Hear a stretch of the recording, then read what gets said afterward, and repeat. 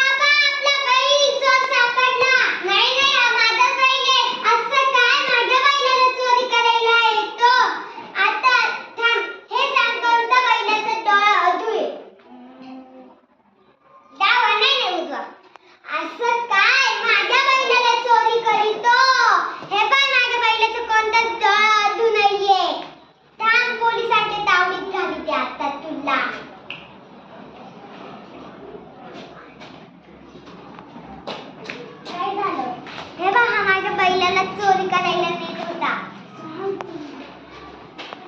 काय ग माझा दाटा सापडला, घर सापडला.